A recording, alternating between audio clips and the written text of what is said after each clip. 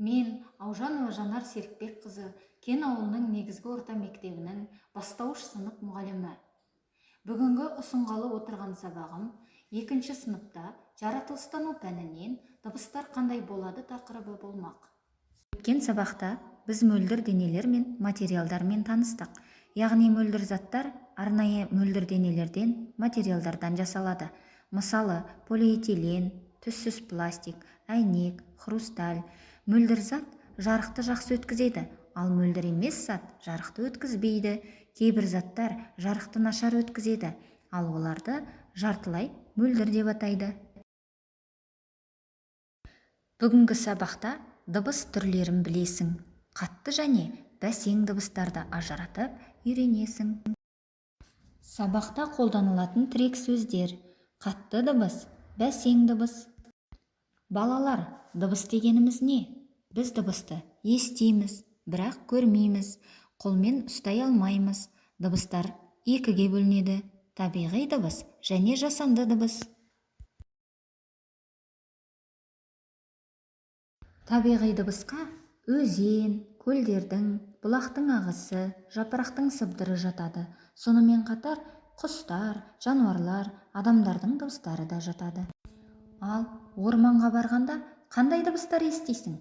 Құстардың түрлі сайраған дыбыстарын естисің. Міне, бұлардың барлығы табиғи дыбыстар. Сен сыртта жауын жауғанда қандай дыбыс естисің?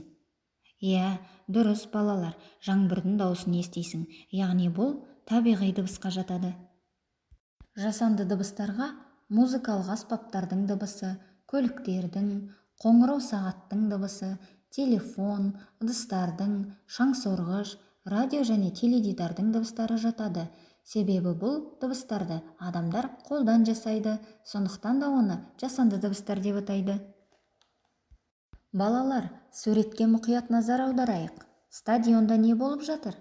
Бұл жерден қандай дыбыстарды естуге болады?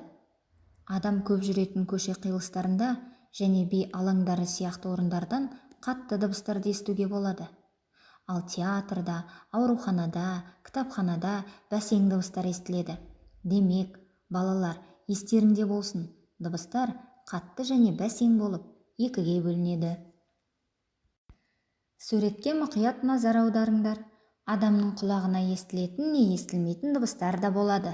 Мысалы, сен таулы жерге барсаң, сен айғайлап сөйлесең, даусың жаңғырады.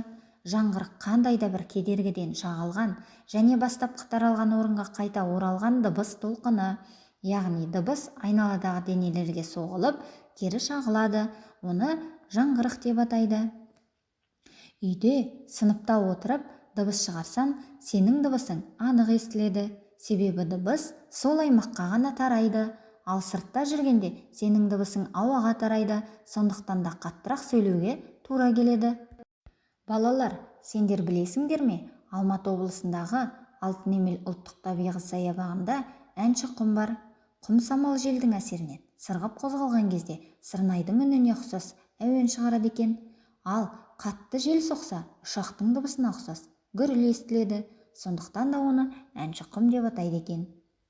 Балалар, бүгінгі сабақ сендерге түсінікті деп ойлаймын.